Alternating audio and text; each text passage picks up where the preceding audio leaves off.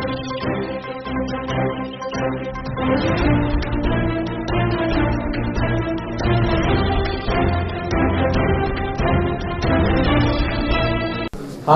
की इस प्रेस वार्ता में मैं परिचय कर रहा हूँ आपका हमारे प्रदेश के प्रवक्ता श्री रामलाल जी शर्मा और कैलाश वर्मा जी।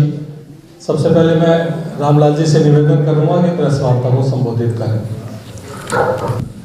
आज की इस प्रेस वार्ता में पधारे हुए सभी प्रेस के मित्रों का मैं हार्दिक अभिनंदन और स्वागत करता हूँ। मंचासीन हमारे प्रदेश मीडिया के संयोजक प्रमोद जी, अभी एक विधानसभा की कमेटी सबसे ज़्यादा चर्चित है और उस कमेटी के अध्यक्ष मेरे छोटे भाई कैलाश जी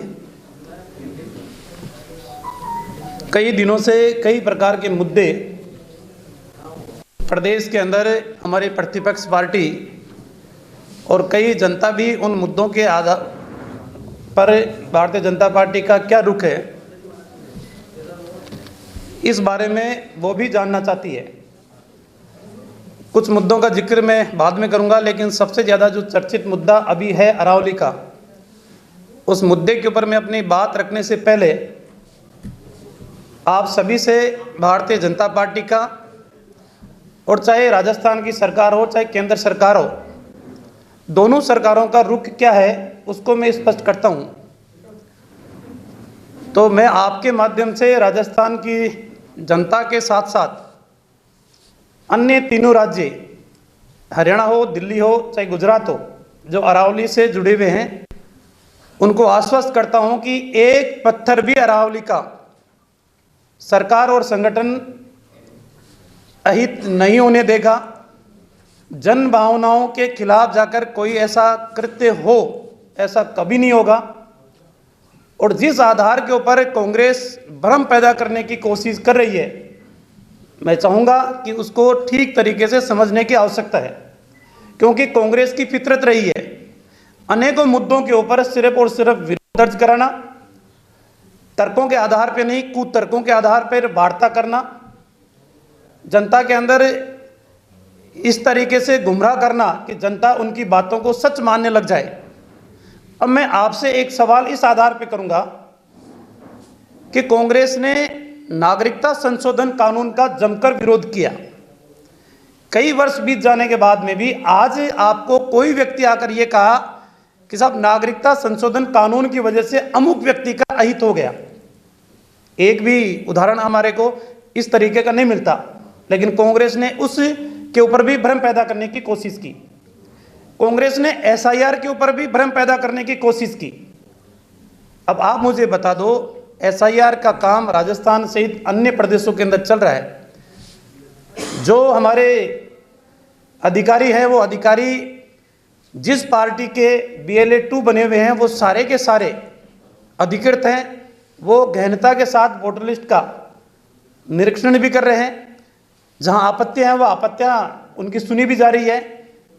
जहां ठीक करने की बात है वहां उनके कहने से चीजें ठीक भी हो रही है। अब इतना पारदर्शी काम के उपरांत भी कांग्रेस भ्रम पैदा करने की कोशिश कर रही है। एक मारवाड़ी के अंदर हम सब का एक दौर गुजरा है बचपन से, और बचपन के अंदर हम सब को इस बात का डर दिखाया गया, जब कोई बच्चा बदमाशी करता है तो कहते हैं कि बदमाशी करेगा तो तेरे को हाबू आ जाएगा, और हाबू के डर से आज भी बच्चा अपने आप को सहमा हुआ महसूस करता है। लेकिन आज दिन तक कोई प्रमाणित कर सकता है क्या कि हाबू की साइज कितनी है, हाबू की लंबाई कितनी है, हाबू की चाल कैसी है, हाबू का कलर कैसा है? सिर्फ हाबू का डर दिखाने का, और वैसा ही करते कांग्रेस कर रही है। मैं अपनी बात के आधार पर पूरी प्रामाणिकता के साथ कह सकता हूं कि कांग्रेस की सरकार ने 2002 के अंदर जिस तरीके से अरावली को परिभाषित करने का काम किया था, और उस परिभाषित एरिया के अनुसार जितना खनन के पट्टे कांग्रेस की सरकार जारी करके गई थी, इस वर्तमान परिभाषा के अंदर उस एरिया को खनन कम ही होगा, ज्यादा नहीं होगा। उसका भी एक तर्कसंगत उत्तर इस बात के लिए है क्योंकि कांग्रेस ने उस समय 100 मीटर की परिभाषित किया था, लेकिन वर्तमान के अंदर जो कमेटी बनी उस कमेटी ने अपनी तरफ से तर्क ये दिया कि 500 मीटर के एरिया के अंदर भी जो अवैध खनन होती है उस अवैध खनन को भी इस आधार के ऊपर रोका जाएगा। और रही बात यह है कि कांग्रेस ये कहती है कि हमने तो पाप किया है, वो स्वीकार करती है इस बात को कि हमने तो पाप किया है राजस्थान की जनता के साथ। अभी मैं कांग्रेस के प्रदेश अध्यक्ष डोटासरा जी की प्रेस को बहुत ध्यान से सुन रहा था और उन्होंने कहा कि जो लोग अपने आप को सनातनी मानते हैं वो मंदिरों के पास खनन, अनेकों उदाहरण उन्होंने दिए, जयपुर के उदाहरण भी दिए, सिक्कर के उदाहरण भी दिए, बांसवाड़ा के उदाहरण भी दिए, झुंझुनू के उदाहरण भी उन्होंने दिए, शाकंभरी के भी दिए, हर्ष की फाड़ी के उदाहरण भी दिया। लेकिन मैं उनसे एक सवाल डोटासरा जी से ये करना चाहूँगा कि आपके शासनकाल के अंदर संत विजयदास जैसे व्यक्ति को इसी अवैध खनन के चक्कर में आत्मदाह करना पड़ा, तब आपके श्रीमुख से एक शब्द ये क्यों नहीं निकला कि हमारी सरकार अवैध खनन के खिलाफ कार्रवाई कर रही है।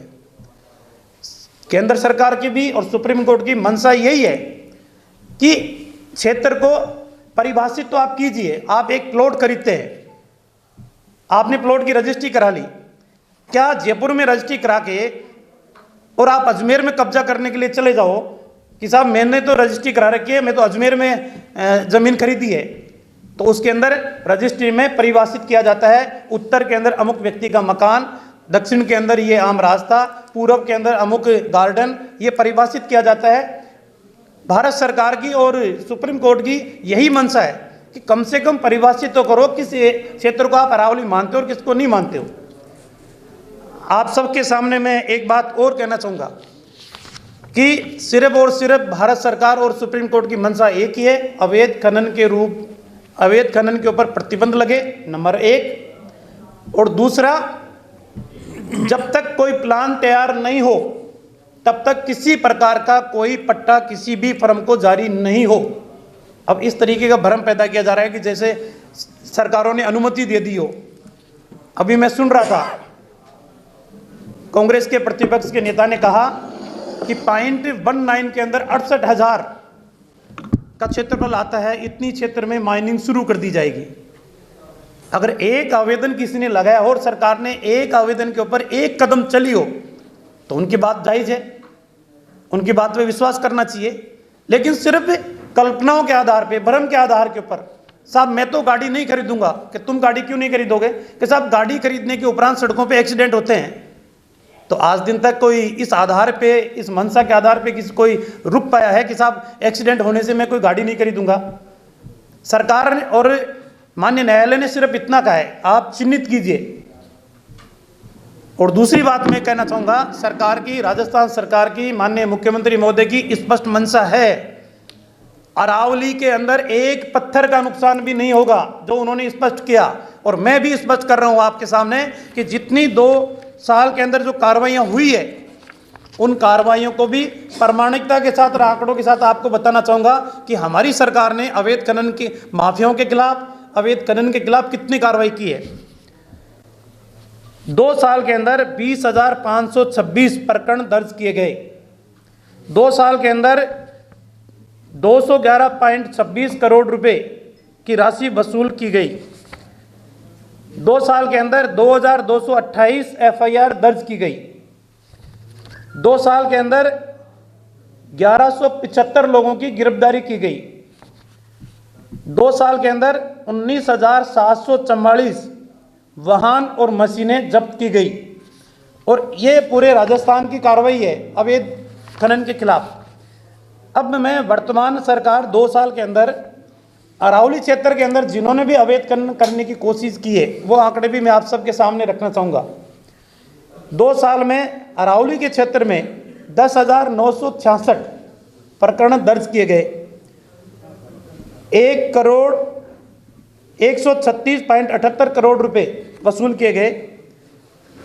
1,002 एफआईआर दर्ज की गई और 300 लोगों की गिरफ्तारियां की गई और 10,616 वाहन जब्त किए गए।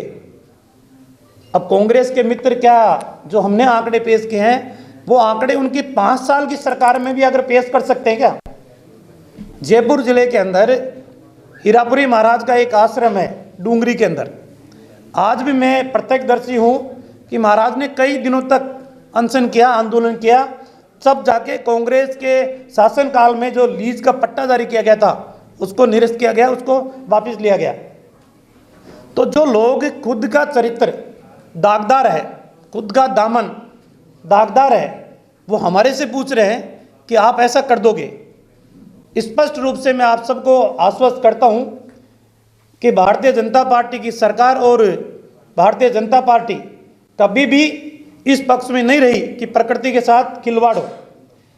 आप सबके सामने एक चीज मैं और पूछना चाहूँगा कांग्रेस के नेताओं से कि भारतीय जनता पार्टी के नेताओं ने तो अपने जन्मदिवस के अवसर के ऊपर देश के यशस्वी प्रधानमंत्री जी ने एक पेड़ मां के नाम अभियान पूरे देश के अंदर शुरू किया गया, करोड़ों पेड़ लगाए गए। कांग्रेस के नेता क्या इस तरीके का अभियान अभी कभी चला हो, अखबार की कभी कटिंग आई हो, कांग्रेस के नेता राहुल गांधी या प्रियंका गांधी ने कोई पौधा लगाया हो, ऐसा अभियान चलाया हो, प्रकृति के साथ वो जुड़े हो, तो वो भी बताए कि हम तो प्रकृति प्रेमी हैं, हम तो हमेशा प्रकृति के साथ जुड़ कर रहे हैं, हमने तो प्रकृति को बचाने के लिए आज दिन तक इतना काम किया है। कभी ऐसा कृत्य उन्होंने नहीं किया। और दूसरी बात, अगर ग्रीन वॉल के रूप में 750 एकड़ के अंदर पौधे लगाने का काम हो, वो भारतीय जनता पार्टी की सरकार कर रही है।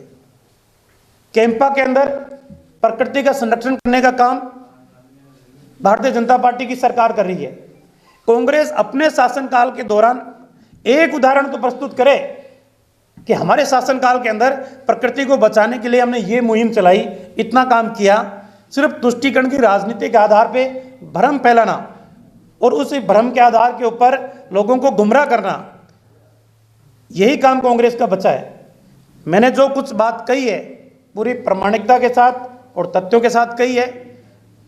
मैं चाहूँगा कि सदाचार कमेटी के अध्यक्ष आप सबके बीच में हैं, वो भी अपनी बात रखें। वरिष्ठ नेता और पार्टी के वरिष्ठ प्रवक्ता रामलाल जी ने बात रखी, उपाध्याय जी भी बैठे हैं, आप सब लोग यहाँ पे मौजूद हो। ये बात बिल्कुल सही है कि जिस तरीके से इन्होंने अभी थोड़ी देर पहले इनके कांग्रेस के प्रदेश अध्यक्ष और इनके लीडर अपोजिशन ने एक प्रेस की, और मैं पूरी प्रामाणिकता के आधार के ऊपर बोल सकता हूँ कि पहले तो कांग्रेस पार्टी को ये पूछे कि what is definition Aravalli hills, ये है क्या, इनको पता ही नहीं है इस बात का। केवल और केवल भ्रम जाल, कुछ चैनल्स जिनके माध्यम से ये जानकारी आई और जानकारी के आने के बाद में इसको राई का पहाड़ बना दिया। आप सब लोग बहुत मैच्योरिटी रखते हो और जिस चीज़ की डेफिनेशन एक आम जन के पास में जा सकती है, जो समाज को डायरेक्ट टच करती हो, ये अरावली हिल्स भी जिस तरीके से है, हमने देखा कि 20 नवंबर को सुप्रीम कोर्ट का एक निर्णय आया और उस निर्णय के अंदर अच्छे तरीके से निर्णय लिया गया। Ministry of environment, survey of India, zoological survey of India, और उसके बाद में मामला फिर भी इतना होने के बाद में मामला फिर भी सुप्रीम कोर्ट के अंदर है। और हमारे आदरणीय केंद्र के मंत्री भूपेंद्र सिंह जी ने स्पष्ट कहा है कि किसी भी तरीके की कोई बात हो, कोई सवाल हो, तो हम उसके लिए, हमारी मिनिस्ट्री, हमारी पार्टी, हम इसके लिए पूरी तरीके से तैयार हैं। और इस बात को लेके हम सुप्रीम कोर्ट के अंदर भी अगर किसी प्रकार का कोई सहयोग की बात आती है तो वो सहयोग भी करने के लिए हम तैयार हैं। जब पूरा चीज़ें क्लियर हो गई, पूरा वर्जन माननीय मंत्री जी का आ गया, झालावाड़ के एक बड़े कार्यक्रम में, महिला सशक्तिकरण के कार्यक्रम में प्रदेश के मुखिया ने स्पष्ट कर दिया, जो रामलाल जी ने अभी बात रखी, कि अरावली से जुड़ा हुआ क्षेत्र एक पत्थर भी नहीं हिलेगा। अब अरावली से जुड़ी हुई जो सुप्रीम कोर्ट के नॉर्म्स क्या है, गाइडलाइन क्या है, उसको कांग्रेस पढ़ती नहीं है और केवल अखबारों में आने के लिए, सड़क के ऊपर चलने के लिए, मुद्दा बनाने के लिए और केवल कैसे सुर्खियों के अंदर आ सके। अभी कुछ दिनों पहले आपने एक मामला लेके आए कि साहब ये तो बहुत केंद्र के अंदर लोकसभा को नहीं चलने दिया, इन्होंने मनरेगा का नाम करके जी राम जी कर दिया। इनके पास में हथकंडे हैं और आज की राजस्थान की जनता या हिंदुस्तान की जनता इन हथकंडों को समझ चुकी है। मैं तो इस प्रेस वार्ता के माध्यम से ये भी कहना चाहूँगा कि आपको आज पेट के अंदर दर्द हो रहा है कि जी राम जी नाम आपने चेंज किया। सबसे ज़्यादा आपकी सरकार के अंदर, जब आपकी अशोक गहलोत की सरकार थी, उसमें सबसे ज़्यादा योजनाओं का नाम भामा साहब को जन आधार आपने किया, मनरेगा को जो हमारी बात को लेके आपने तूल दिया, आयुष्मान को चिरंजीवी आपने किया, अन्नपूर्णा को इंदिरा रसोई आपने किया, मुख्यमंत्री जल स्वावलंबन को राजीव गांधी आपने किया, दीनदयाल उपाध्याय तीर्थ योजना को तीर्थ दर्शन आपने किया। तो क्या है ये? तो मेरा तो इस पूरी प्रेस के माध्यम से आप कहेंगे तो जिस तरीके से अभी रामलाल जी ने ये कहा है, भाजपा की सरकार हमेशा पर्यावरण संरक्षण को प्राथमिकता दी है। और कुछ ही टाइम पहले अभी आप लोगों ने देखा कि वृक्षारोपण करने के अंदर आदरणीय वन मंत्री संजय जी के नेतृत्व के अंदर राजस्थान टॉप के ऊपर आया। करोड़ों से ज्यादा वृक्ष लगा के राजस्थान के अंदर एक हरियाली का मैसेज सरकार ने देने का काम किया। अब उसकी जो गाइडलाइन है सुप्रीम कोर्ट की, वो सतह से लेके बॉटम तक क्या हो सकती है, उसको आप मीटर को लेके फीट को लेके मीटर के अंदर जो बातें करके एक गुमराह राजस्थान के अंदर करने की कोशिश आप कर रहे हो, ये कतई बर्दाश्त नहीं है। और कांग्रेस के प्रदेश अध्यक्ष जी इस बात को कहते हैं अभी वीसी के अंदर, जिनकी शुरुआती बात ही मर्यादित हो, अमर्यादित हो। उन्होंने कहा कि केंद्र की और राज्य की सरकार मिलकर और एक संगठित गिरोह का जो नाम दिया, ये एक बहुत ही भद्र लैंग्वेज जिसको बोल सकते हैं वो है, मगर उनके लिए ये नई बात नहीं है। वो कहीं पे कुछ भी बोल जाते हैं। केवल और केवल बातों को रखने के लिए तमाम मीडिया के सामने हमारे केंद्र के मंत्री महोदय ने भी पूरी बात को खनन के रूप में, अवैध खनन के खिलाफ कठोर कार्रवाई, जिसके आंकड़ों सहित प्रामाणिकता के आधार के ऊपर अभी रामलाल जी ने रखा। हरित क्षेत्र बढ़ाने के लिए वृक्षारोपण अभियान, जिसकी बात मैंने आप लोगों के सामने की, मजबूती से की। ऐसा नहीं है कि पेड़ लगा दिया उसका संरक्षण नहीं करेंगे। आज भी माननीय मुख्यमंत्री जी का संकल्प और प्रधानमंत्री जी का संकल्प एक पेड़ के नाम, जिसको विदेशों ने भी सराहा है। ये केवल और केवल भ्रम फैलाने वाले लोग हैं। पर्यावरणीय नियमों की ओर सख्ती लागू की जाए और अरावली के संरक्षण के विकास के साथ में संतुलन बनाए रखना, ये भारतीय जनता पार्टी सरकार की नीति है। इस परिभाषा के लागू होने से अरावली का 90% क्षेत्र संरक्षित क्षेत्र के अंदर आएगा। मैं फिर आप सभी प्रेस बंधुओं को बताना चाहूँगा, उस 90% के अंदर कितने अभयारण्य है, कितनी जनहित से जुड़ी हुई ऐसी टेक्नोलॉजी है जिससे लोग देखने जाते हैं, विचारणीय। उनको एक सर्वे के माध्यम से ये देखा गया तो 90% दायरा तो उसी में आ रहा है। और फिर बचा 2% भी सुप्रीम कोर्ट तय करेगी कि ये करना है कि नहीं करना है। तो पहले ही आपके पेट में दर्द कैसे हो गया? तो ये तो सिर्फ और सिर्फ इन लोगों को, राजस्थान की जनता को, और जिस तरीके से दिल्ली, गुजरात, हमारे 4 राज्यों के अंदर ये अरावली हिल्स की बात आई है, इसको हमने स्पष्ट कहा, आगे भी स्पष्ट करेंगे। और जो केंद्रीय मंत्री महोदय ने कहा है और प्रदेश के मुखिया ने कहा है, उसके बयानों के ऊपर, और आज हमने जो आंकड़ों के साथ में आपके सामने बयान रखे हैं, उन बयानों के ऊपर हम कल भी कायम थे, आज भी हैं, आगे भी रहेंगे।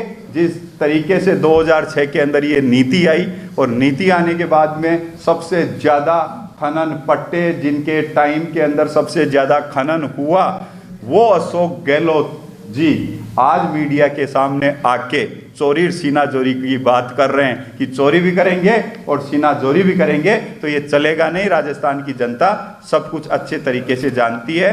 आज की प्रेस से वार्ता के माध्यम से हम स्पष्ट कह सकते हैं कि अरावली सुरक्षित है, सेफ है और हमेशा रहेगी। और इसके लिए भारतीय जनता पार्टी की सरकार और केंद्र की सरकार आदरणीय नरेंद्र मोदी जी के नेतृत्व में, आदरणीय भजनलाल जी के नेतृत्व में मजबूती के साथ में खड़ी है। और पूरी ताकत के साथ में, विचारों के साथ में, और फिर भी किसी प्रकार की कोई टोटल बातें आने के बाद में सुप्रीम कोर्ट हमारी सरकारों से किसी प्रकार के तथ्यों की जानकारी कि इससे ये नुकसान हो सकता है, प्रकृति में ये दिक्कत आ सकती है, वो ही बात आदरणीय भूपेंद्र जी ने कहा है। फिर भी कोई बात आती है तो हम सरकार के साथ में और सुप्रीम कोर्ट के साथ में खड़े हैं। रमना जी, एक जो जनता के जहन में आ रखा है ना, पता नहीं आप दूर कर पा रहे हो नहीं कर पा रहे हो, सवाल ये नहीं है, आपकी मंशा साहब ने इस पर सवाल नहीं खड़ा करा, लेकिन जनता का जो नैरेटिव बन रहा है टोटल आपके खिलाफ वजह, क्योंकि आप 100 मीटर का दायरा बता रहे हैं ना, ये क्लियर नहीं हो रहा है। गांव में भ्रम है कि उनकी पहाड़ी उनकी पहचान है, क्या वो मिट जाएगी? अच्छा, दूसरा आपने डोटासरा के सवालों का जवाब नहीं दिया। अगर वो शाकंभरी पे सवाल उठा रहे तो आपका क्या कहना है? अगर वो बांसवाड़ा की पहाड़ी पे सवाल उठा रहे तो क्या कहना है? मेरे गांव की पहाड़ी के लिए आपको क्या कहना है? वो छोटी छोटी पहाड़ियां जो गांव की पहचान है, क्या वो बची रहेंगी? और इस 100 मीटर का जो फंडा है, ये क्या लफड़ा है? क्योंकि ये अगर दायरा बनता है तो क्या कांग्रेस के राज के बजाय अवैध खनन को या खनन को सरलीकरण करने जा रहे हैं, टाइट करने जा रहे हैं? देखिए, वर्तमान प्रदेश के अंदर जिस तरीके का खनन हो रहा है वर्तमान में, वो 2002 के द्वारा जो परिभाषित 100 मीटर का दायरा है उसी के तहत हो रहा है।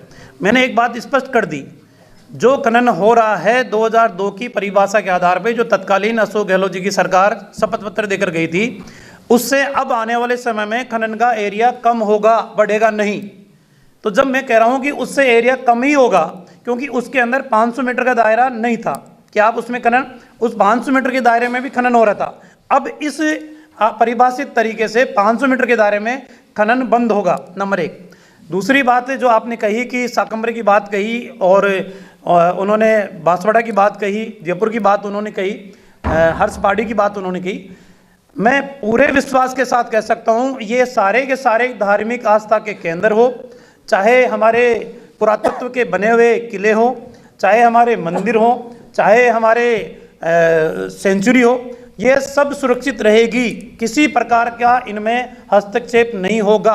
आपने कहा कि एक पेड़ मां के नाम, आपने पूरे भारत का जिक्र किया उसके अंदर में, लेकिन मेरा सवाल ये है कि मध्य प्रदेश में तकरीबन 2.5 लाख पेड़ काट दिए गए इंदौर में स्मार्ट सिटी के नाम पर, और मध्य प्रदेश में ही तकरीबन 70,000 स्क्वायर फीट के ऊपर भी पेड़ गायब कर दिए गए, उसके लिए क्या कहते हैं? देखिए, मैं इतना कहूँगा कि सरकार की नीति भी है, नीयत भी है कि प्रकृति के साथ कोई छेड़छाड़ नहीं हो, लेकिन यदि कहीं जन भावनाओं के आधार पे, जनता की मांग के आधार पे, डेवलपमेंट के आधार के ऊपर कहीं कोई ऐसा नीतिगत निर्णय आता है कि जहां कोई प्रोजेक्ट लगाना हो, तो सरकार की स्पष्ट मंशा है कि जितने पेड़ आप काम में ले रहे हो उनसे कई गुना पेड़ ज़्यादा लगे, उसके बाद में ही कोई प्रोजेक्ट लगे।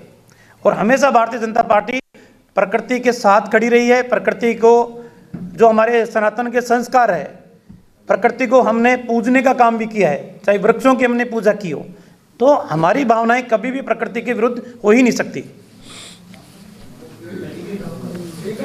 जयराज जी, आप ही सदाचार कमेटी के चेयरमैन हैं, मुझे क्या तीनों विधायकों का मामला उसी तरह से शांत हो जाएगा जैसे बाप पार्टी के जयकृष्ण पटेल जी का मामला? देखिए, ना तो बाप पार्टी के जयकृष्ण पटेल जी का मामला अभी शांत हुआ, वो कमेटी के सामने जिसे हमने उनको पूरी रिपोर्ट्स के आधार के ऊपर बुलाया था, और कल ही कमेटी ने वापस निर्णय लिया। वो कुछ समय के लिए टाइम मांग के गए थे, उनकी एक आधिकारिक रिपोर्ट आना बाकी है। जिस अधिकारी का अनुसंधान उनके लिए चल रहा था, कमेटी ने उस अधिकारी को भी बुलाया और माननीय सदस्य को भी बुलाया। 7 जनवरी को 11 बजे कमेटी के सामने समक्ष पेश होंगे। कमेटी पूरी पारदर्शिता के साथ में पहले भी काम कर रही थी, बिना किसी दबाव के। काफी समय हो गया ना सर? बिल्कुल, मैं मानता हूं, मगर जब मामला कोर्ट के अंदर है और माननीय स्पीकर साहब ने अभियोजन की स्वीकृति दे रखी है, वो एक अलग एजेंडा अलग चलेगा, मगर कमेटी में किसी प्रकार का कोई दबाव, निष्पक्षता के आधार के ऊपर काम करके, अभी जब ये 7 तारीख को कमेटी के सामने पेश होंगे, इनकी लास्ट रिपोर्ट रहेगी, उसकी पूरी तैयारी करके कमेटी इसकी तथ्यात्मक पूरी जानकारी के साथ में रिपोर्ट बनाएगी और आदरणीय स्पीकर साहब को सौंपेगी। रामनाथ जी, एक सवाल है, केंद्रीय मंत्री भूपेंद्र यादव जी ने, मुख्यमंत्री जी ने और यहाँ पे भाजपा के राठौड़ जी ने प्रेस कॉन्फ्रेंस करके ये बोला है कि अरावली सेफ है, क्या कारण है कि जनता में विश्वास नहीं हो पा रहा, वो मुद्दा बढ़ता जा रहा है? देखिए, कुछ बातें ऐसी होती है जो मैं उदाहरण के रूप में समझाऊं तो वो ठीक तरीके से समझ में आएगा। एक व्यक्ति दौड़ लगा रहा था, पीछे से किसी समझदार ने आवाज़ लगाई कि चोर, जनता उसके पीछे, पीट पाट दिया। पीटने के बाद में उसने पूछा कि साहब मेरे को क्यों पीटा, कि तूने चोरी की है? तो उसने कहा मैंने तो कोई चोरी नहीं की। तो कहते फिर दौड़ क्यों लगा रहा था? कि मैं तो ट्रेन का टाइम हो गया था, ट्रेन छूट रही थी इसलिए मैं दौड़ रहा था। ये सारी की सारी स्थितियाँ इसी प्रकार से है। जब वास्तविकता जनता के सामने आएगी, और जो कुछ कह रहा हूँ वो प्रामाणिकता के साथ कह रहा हूँ, हवा की बात नहीं कर रहा मैं। 101% राजस्थान में वर्तमान में जितना खनन हो रहा है, आने वाले समय में इस परिभाषित एरिया के अंदर खनन कम ही होगा, ज़्यादा नहीं होगा।